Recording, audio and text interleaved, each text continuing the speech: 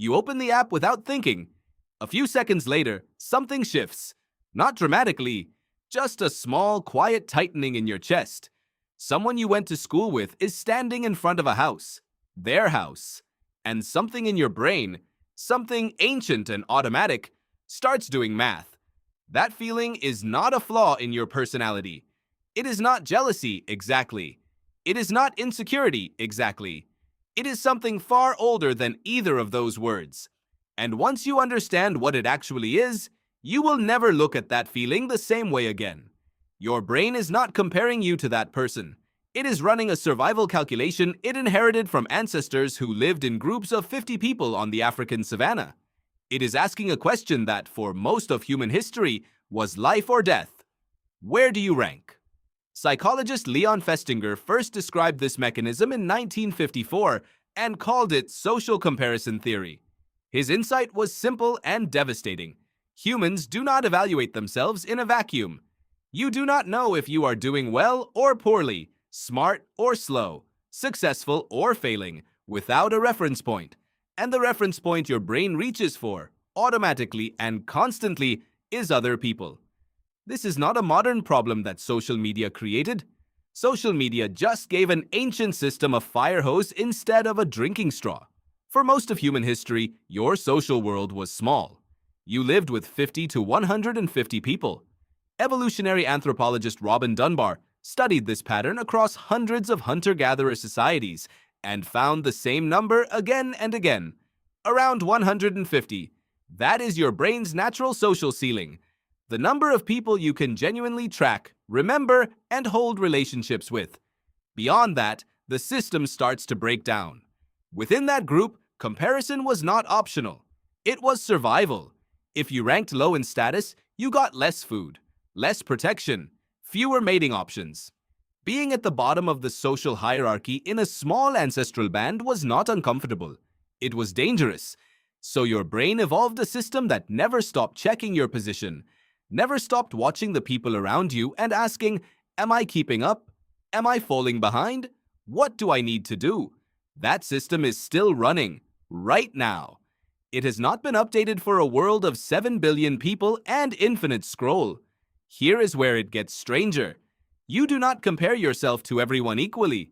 Your brain makes a specific choice about who counts as a valid comparison target. And the logic of that choice reveals everything about what the system is actually for. Festinger noticed that people almost always compare upward or laterally.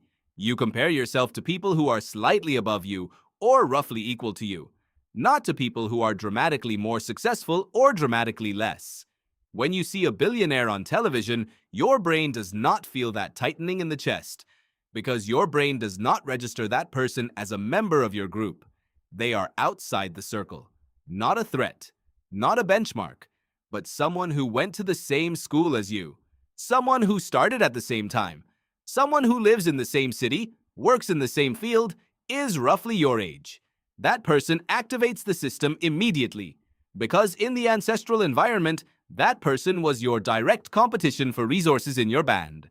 The closer someone is to your situation, the more intensely your brain tracks them. Neuroscientist Caroline Zink and her colleagues ran a study at the National Institute of Mental Health where participants were placed into artificial status hierarchies. They were told they ranked higher or lower than another person based on performance scores. Then their brains were scanned while they observed that person receiving rewards. When a higher status person received a reward, the brain's ventral striatum, the region associated with processing value and motivation, lit up. But when a lower status person received the same reward, activity spiked in the amygdala, the threat detection center. Other people's wins are not neutral information to your brain. They are data about your relative position. And depending on where that person sits in your perceived hierarchy, your brain processes their success as either inspiration or threat. This is why you can feel genuinely happy for a friend who succeeds in a completely different field, and simultaneously feel a dark, uncomfortable pang when someone in your exact field gets the thing you wanted. It is not hypocrisy. It is your brain's comparison system accurately identifying who belongs to your reference group and who does not. The problem is that your brain built this system for a world with 50 to 150 people. Now you carry a device in your pocket that shows you a curated highlight reel of 10,000 people's best moments, updated continuously, optimized by algorithms to show you the content that creates the strongest emotional reaction, which, for a comparison-obsessed primate brain, is other people appearing to be doing better than you. Researcher Kross at the University of Michigan studied what happens to well-being when people use social media passively, just scrolling and watching. Across multiple experiments, he found that passive consumption consistently decreased how good people felt about their own lives. Not because the content was negative, because the content was positive. Other people appearing happy, successful, connected, and thriving is precisely the kind of data that triggers your social comparison system and tells it you may be falling behind. You are not failing to use social media correctly. You are using a tool that was designed to maximize engagement with a brain that was designed to monitor status. The outcome was predictable before you ever downloaded the app. Now here is the twist that changes how you look at all of this. The comparison system is not only destructive, it is the same system that made humans the most cooperative, most innovative, most culturally complex species on Earth. The drive to match others, to keep up, to improve your standing is the engine behind almost every human achievement. You learn to talk by listening to the people around you and matching them. You learn to use tools by watching and copying. You were motivated to practice, train, improve, and work harder because some part of your brain was measuring your output against the people you saw as peers. Without the comparison drive, there is no civilization. There is no art, no science, no trade, no accumulated knowledge. The same system that makes you feel hollow looking at someone else's vacation photos also made your ancestors learn from every person they could observe, build on every success they witnessed, and push past every failure by watching someone else push past theirs. The suffering and the striving come from the same place.